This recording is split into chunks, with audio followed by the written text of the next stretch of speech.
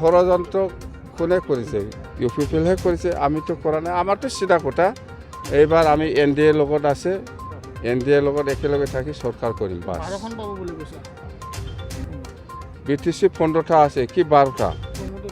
প্ৰমোদৰ মুঠে 12টা হ'ব পাৰে, আমাৰ মুঠে 15টা। বিশাল সমদল এটা উলিয়াইছে তামোলপুৰত আৰু তেওঁ কৈছে যে 12খন আসন নিশ্চিত আৰু অসম চৰকাৰ গঠন কৰাৰ ভূমিকা গ্ৰহণ কৰিব। প্ৰমোদ বড়োৰ কথা লৈ পেলাই যদি কোনোবাই মানি চলে বা কাম কৰে, মই বাৰে বাৰে কৈ আছোঁ চেছ হৈ যাব।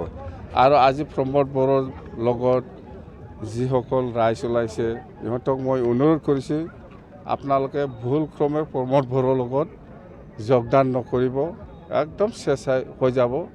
সি যেনেকুৱা কথা কয় এনেকুৱা কাম কৰা মানুহ নহয়। 5 বছৰ চেছ কৰিছে, এইটো চবেই দেখি আছে।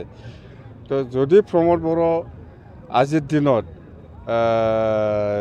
যদি জিকি যায় তেতিয়াহ'লে আৰু চেছ হৈ যাব, নষ্ট কৰিব সি।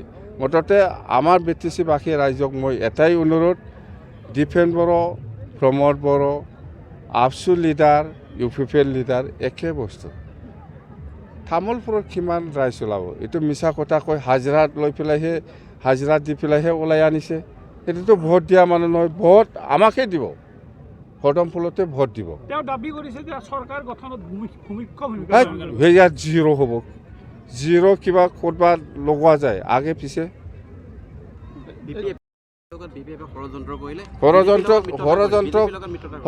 ষড়যন্ত্ৰ কোনে কৰিছে?